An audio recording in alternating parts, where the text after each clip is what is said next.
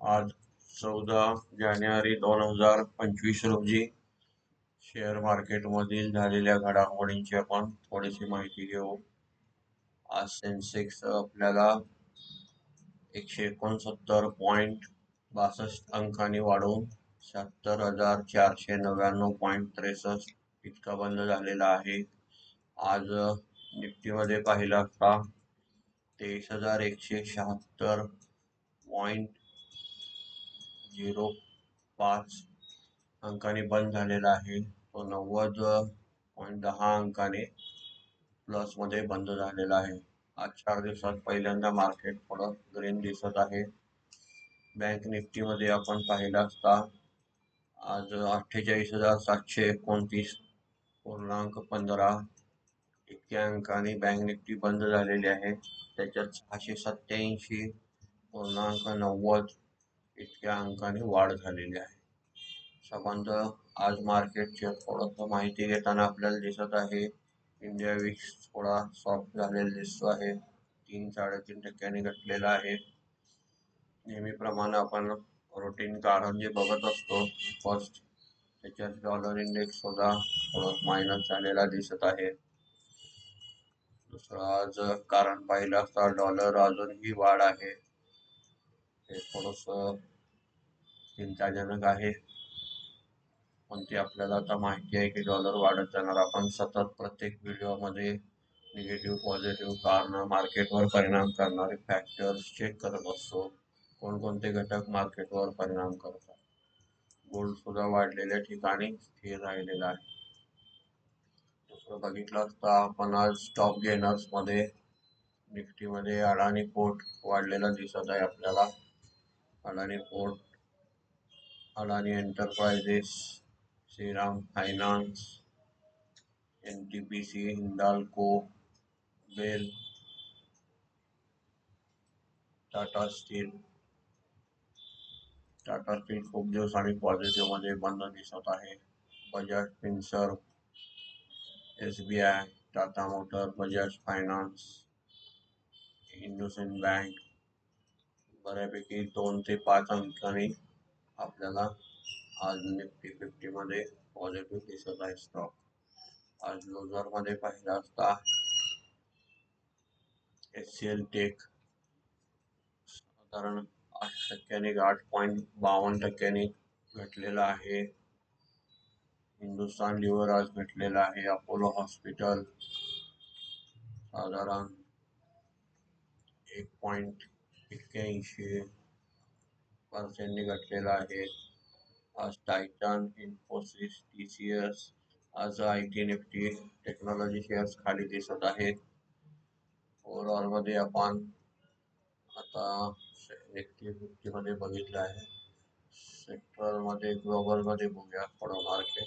Global indexes मध्ये काय झालेलं आहे. आज आपल्या डाव जोन्स प्लस दिसत आहे 108 अंकाने सध्या चालू असलेला.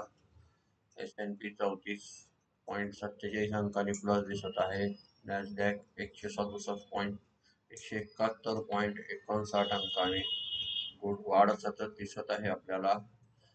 युरोपियन मार्केटमध्ये पण पॉझिटिव्ह सिनरी आहे. निफ्टी मध्ये आपल्याला 33 पॉईंट प्लस दिसत आहे. ओव्हरऑल मार्केटमध्ये आज पॉझिटिव्ह टोन दिसत आहे. त्याच्यामध्ये आपण आता साधारण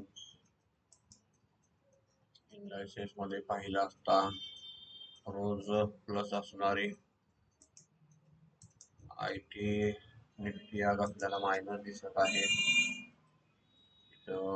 सलग वाढत होते 4 दिवस, त्याच्यात आपल्याला प्रॉफिट बुकिंग दिसत आहे. निफ्टी ॲटो मध्ये चांगली वाढ दिसत आहे. निफ्टी ॲटो मध्ये आपल्याला शेअर्स वाढलेले दिसत आहेत. प्रमुख PSU बँकिंग मध्ये चांगली वाढ झालेली आहे. त्याला साधारण स्टेक सेलचं एक न्यूज आहे त्याच्यामध्ये ते आपण पुढे बघणार आहोत. Nifty financial service, Nifty pharma, Nifty FMCG, Nifty metal, Nifty reality कोणकोणत्या सेक्टरमध्ये वाढ झालेली आपल्याला इथं डिटेलमध्ये पाहता येईल. साधारण आपल्याला आता आज त्याच्यानंतर आपण सेन्सेक्स बघितलेला आहे, ग्लोबल मार्केट बघितलेलं आहे. आज गेनर लुजर पाहिले आहेत. एफआयच्या फिगर बघूया. आज फंड ऍक्टिव्हिटी काय झालेली आहे. मार्केटला मोठी दिशा देत असतात, त्यानुसार आपल्याला त्यांच्यावर रोज निरीक्षण करणं किंवा आपल्याला ते माहिती असणं, त्याच्यामुळे आपल्याला मार्केटमध्ये ट्रेंड कुठं चालला आहे हे समजण्यासाठी आपण ते बघत असतो.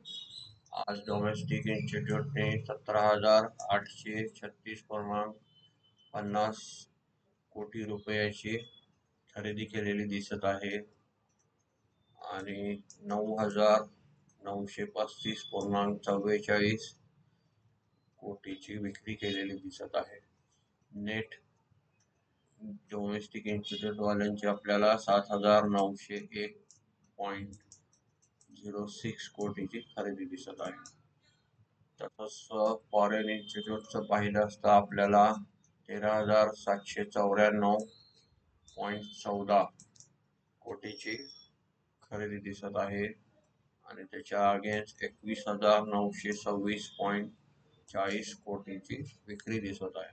ओव्हरऑल फॉरेन इन्स्टिट्यूटने आज 8,132.26 कोटीची नेट विक्री केलेली दिसत आहे. डाटा निगेटिव्ह आहे. आता आपण डेरिव्हेटिव्ह मध्ये बघूया. ऑप्शन मध्ये किंवा फ्युचर मध्ये निफ्टी कॅशचा आपण डाटा बघितला. FIDCL आहे कॅश मध्ये. साधारण आपण इंडेक्स फ्युचर पाहू. आता निफ्टी 50 मध्ये आपल्याला 597.91 कोटीची विक्री दिसत आहे. निफ्टी बँक मध्ये आपल्याला पाहिलं असता 89.05 याच्या एवढ्या कोटीची खरेदी दिसत आहे. फायनान्शियल निफ्टी मध्ये न्यूट्रल दिसत आहे. मिड कॅप निफ्टी मध्ये आपल्याला 44.27 अंकाने कोटी रुपयाची खरेदी दिसत आहे. निफ्टी नेक्स्ट मध्ये आपण 5.76 कोटीची नेट खरेदी दिसत आहे. FI इंडेक्स ऑप्शन मध्ये आता बघितलं आपण, बघूया इकडे काय केलेलं आहे. निफ्टी 50 चे ऑप्शन 15,834.34 कोटीचे बाय केलेले दिसत आहे. निफ्टी बँक मध्ये आपल्याला 7,274.52 कोटीचे ऑप्शन बाय केलेले दिसत आहे. निफ्टी फायनान्शियल सर्व्हिसेस मध्ये 158.42 कोटीचे नेट बाय दिसत आहे. निफ्टी मिड कॅप सिलेक्ट मध्ये -285.63 कोटीची ऑप्शन मध्ये विक्री दिसत आहे. निफ्टी नेक्स्ट मध्ये आपल्याला 30.34 कोटीची नेट विक्री दिसत आहे ऑप्शन्स मध्ये. आता आपण स्टॉक फ्युचर मध्ये पाहू. स्टॉक फ्युचर मध्ये डेरिव्हेटिव्ह मध्ये आपल्याला इंडेक्स फ्युचर आपण पाहिलेलं आहे ऑप्शन. आता स्टॉक फ्युचर मध्ये 14 जानेवारी रोजी आपल्याला 3,058.56 कोटीची खरेदी दिसत आहे. स्टॉक ऑप्शन्स मध्ये आपल्याला 1,408.79 अंकाची खरेदी दिसत आहे. स्टॉक ऑप्शन आणि स्टॉक फ्युचर मध्ये खरेदी दिसत आहे. त्याचा इफेक्ट आता आपल्याला पाहायचं झाला तर आपण थोडाफार क्रॉस चेकला ऑप्शन चेन बघू. ऑप्शन चेन मध्ये जानेवारी येणारे एक्सपायरीचा इथे डाटा दिसत आहे आपल्याला. इथे आपल्याला पुट साइड मध्ये सगळे मायनस दिसत आहे. कॉल साइड इन मध्ये प्लस दिसत आहे. आउट ऑफ मनी साधारण विक्री दिसत आहे. आउट ऑफ मनी कॉल मध्ये जिथे जास्त व्हॅल्यूम आहे तिथं मोठी विक्री आहे. त्याला आपण मार्केट किती पर्यंत जाईल याचा अंदाजसाठी हा डाटा कसा अभ्यासला जातो. आपण कॉल ऑप्शनचा एक व्हिडिओ बनवलेला आहे, या चॅनलवर अवेलेबल आहे, त्याच्यात बघू शकतो. इथं मोठ्या फिगर दिसतात. इथं कॉल रायटिंग केलेल्या तिथं आपल्याला दिसत आहे की हा निफ्टीचा रेजिस्टन्स असतो. त्यामुळे मार्केट कुठंपर्यंत जाऊ शकतं, कुठं त्याला अडथळे आहेत जे चार्ट मध्ये किंवा तुम्हाला जे काढून दिले असतात पिवट लेवल, ते इथे एक दिसत आहे आपल्याला 24,000 मोठा हार्डर. याचा अर्थ इथे भरपूर कॉल रायटिंग झालेलं असतात फूटमध्ये सुद्धा तुम्ही पाहिलं असता, तुम्हाला इतर रेजिस्टन्स दिसतील. 22,400 मध्ये जास्त व्हॅल्यू दिसतो आहे. असं आपण डिटेल पाहत राहिलं थोडं आणि 1-2 वेळा तुम्ही मागे जाऊन व्हिडिओ बघा. आता हे निफ्टीमध्ये आपण बघितलं, असंच आपल्याला बँक निफ्टी परत प्रत्येक एक्सपायरी आपण स्वतः जाऊन या वेबसाईटवर बघायला शिकावं असं माझी इच्छा आहे. कारण सगळं डिटेल मी देत राहिलं तर शिकणं होणार नाही आणि रेडीमेड डाटा वाचायची सवय राहील. निफ्टी परत आता गिफ्ट निफ्टी इथं दिसत आहे आपल्याला, मगाशी बघितल्यापेक्षा कमी व्हायला लागलेले आहे. मार्केट वाढले ह्याचा अर्थ हे टिकते नाही टिकते हे आपला आपण बघू शकतो. आपल्याला आउटस्टँडिंग पोझिशन ही बघावी लागते. पुट ऑप्शन मध्ये, कॉल ऑप्शन मध्ये चेंज इन आउट इथं दिसतं ओपन इंटरेस्ट. आपण हे सगळं बघितल्यानंतर आपल्याला थोडं थोडं समजायला चालू होईल. त्याच्यानंतर आज आपण इकॉनॉमिक कॅलेंडर मध्ये विशेष काय मोठे डाटा येत असतात का बघूया. येत असतातच, पण ते डेली बेसिसवर भरपूर डाटा येत असतात. आपल्या मार्केटवर इफेक्ट करणारे कोणते, त्याचा आपल्याला थोडासा अभ्यास करावा लागतोय.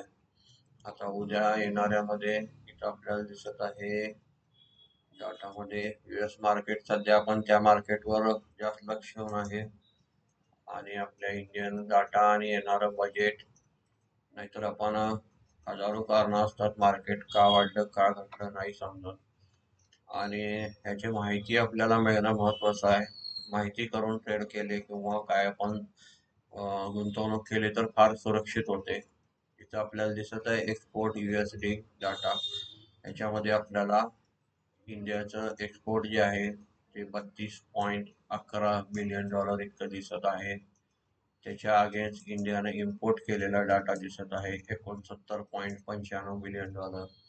आता आपण इम्पोर्ट जास्त केलेला आहे आणि एक्सपोर्ट कमी केलेला आहे, याचा अर्थ डेफिसिट आहे. त्यामुळे आपल्याला इथं सरळ सरळ दिसते की आपल्याला इतके ट्रेड बॅलन्स मध्ये हे $37.84 बिलियन आपला आता सध्याचा वित्तीय तूट डॉलर मध्ये म्हणू शकतो किंवा डेफिसिट म्हणू शकतो, करंट डेफिसिट. इतके पैसे आपण परकीय चलन देत असतो. इथे एक आपल्याला एक माहिती आज मी सांगतो की डॉलर वाढल्यामुळे काय नुकसान होते हे दिसत असतं. जेव्हा आपण इम्पोर्ट करतो तर आपल्याला डॉलरच्या रेटमध्ये हे सगळं द्यावं लागतं. म्हणजे डेफिसिट वाढणं आणि डॉलरची किंमत वाढणं हे आपल्या इकॉनॉमीसाठी चांगलं नाही. असे छोटे छोटे कुठल्या गोष्टीचा कशावर परिणाम होत असतो हे आपण बघत राहिलं पाहिजे. बरेचसे डाटा रिलीज होतात आता, त्यामुळं आपल्याला माहिती आणि नॉलेज तुमच्याकडे आलं तर कोणाची गरज पडत नाही. स्वतः अभ्यास करणं फार गरजेचं असतं. बाकी आज आपण दुसरं बऱ्यापैकी कव्हर केलेलं आहे. न्यूज मध्ये काय आज आपण थोडस त्यांचं म्हणणं बघूया आपण. आज आपण माहिती, फार व्हिडिओ मोठे होत असल्यामुळे सर्वांना बोर होऊ नये, वेळ उरला पाहिजे, त्यासाठी मी व्हिडिओ मोजक्याचा थोड्या काळाचे बनवत असतो. त्यातून काय राहिलं सुटलं असेल तर तुम्ही कमेंटमध्ये सांगू शकता. बऱ्याच ब्रोकरेज फर्मचे आपापले एक हे असतात, स्टडी केलेले अँगल असतात, त्यानुसार इथे बातम्यामध्ये ते सांगत असतात. आपण थोडस नजर टाकलं तर आज सगळं तेजीमध्ये आलेलं आहे. बाजारमध्ये सगळीकडे न्यूज, ब्रोकर फर्म सगळे आपापल्या पद्धतीनं त्यांच्या अभ्यासानुसार technical view, expert view expert view मध्ये इथं दिसत आहे की बाजारच्या अजून दिशा काय त्यांना अजून क्लिअर नाही आहे. त्यामुळे इथं थोडेसे सपोर्ट रेजिस्टन्स दिलेले आहे. परत वरच्या स्तराला टिकून राहण्याचा अजून विषय नाही आहे, कारण आपल्याला इथं सुद्धा असं यांच्याकडून सांगण्यात येत आहे. परत बजेटचं प्रेशर आहेच. आपण बोलल्याप्रमाणे म्हणण्यापेक्षा माहिती घेतल्याप्रमाणे की साधारण हे डॉलरचं वाढणं, रुपया घटणं, प्लस येणारं आपलं बजेट, प्लस दुसरं महत्वाचं आपण सारखं इंटरेस्ट रेट का म्हणत असतो. इंटरेस्ट रेट असेल तर मार्केटमध्ये लिक्विडिटी राहते, लिक्विडिटी राहिली तर कंझ्युमर परचेस कॉन्फिडन्स वाढतो, परत कंपन्यांचे सेल्स वाढतात, तुम्ही घेणार असणार, आपण जे खरेदी करत असतो गाड्या, रिअल्टी, त्याच्यामध्ये आपले EMI जर इझी असतील तर विक्री जास्त होते. त्यामुळे आपोआपच सेल्स फिगर्स कंपन्यांचे चांगले येतात आणि ते आल्यानंतर रिझल्ट चांगले येऊन आपल्याला मार्केटमध्ये लिक्विडिटी दिसते. त्यामुळे इंटरेस्ट रेट्स मी सतत प्रत्येक व्हिडिओत म्हणण्याचं कारण ते आहे की इंटरेस्ट रेट इंडियन मार्केटचे कमी झालेले नाही आहेत. बाहेरच्या देशाने 2 वेळा इंटरेस्ट रेट कमी केले. तसं पाहिलं असता टॅक्स कन्सेशन सुद्धा आपापल्या इकॉनॉमीला बूस्ट करण्यासाठी बाहेरच्या देशातून प्रयत्न होत आहेत. आपण साधारण मागील व्हिडिओमध्ये जे बघितलं होतं की हँगसेंगने किती रिटर्न दिला आणि आपल्या साधारण इंडियन मार्केट निफ्टीने किती रिटर्न दिला आणि डॅक्सने किती रिटर्न दिला आणि नॅसडॅकने किती रिटर्न दिला. तर आपण त्यात पाहिलं असता आपल्याला मागच्या व्हिडिओमध्ये तुम्ही जाऊन बघू शकता. आपण त्याच्यावर एक व्हिडिओ बनवलेला आहे. नॅसडॅकने साधारण ह्या वर्षी 29% रिटर्न दिलेला आहे आणि जर्मनीने साधारण 32% दिलेला आहे. हँगसेंगने 20% दिलेला आहे. इंडियन निफ्टीचा ह्या वर्षीचा रिटर्न फक्त आणि फक्त 9% दिसत आहे. त्याच्यामुळं आपल्या मार्केटमधनं इन्व्हेस्टमेंट जाणे हे काही नवलाची बाब नाही. जोपर्यंत चांगले पॅकेज डिक्लेअर होत नाहीत, इंटरेस्ट रेट हे कमी होत नाही, आपलं डेफिसिट कमी होत नाही, बरेचसे फॅक्टर त्यासाठी काम करत असतात. यासाठी सतत माहिती घेत राहणं, तुम्ही व्हिडिओ पाहत राहणं, याच्यात मला जेव्हा जेव्हा वेळ मिळेल तेव्हा तेव्हा व्हिडिओ अपडेट करून मी त्याची माहिती सांगत जाईन. थोडंसं मला कमेंटमध्ये काही जर शंका असेल किंवा कशाची माहिती हवी असेल किंवा या व्हिडिओमधलं काही समजलं नसेल किंवा माझ्याकडून काही चुकलं असेल तरी तुम्ही कमेंट करून सांगू शकता. धन्यवाद.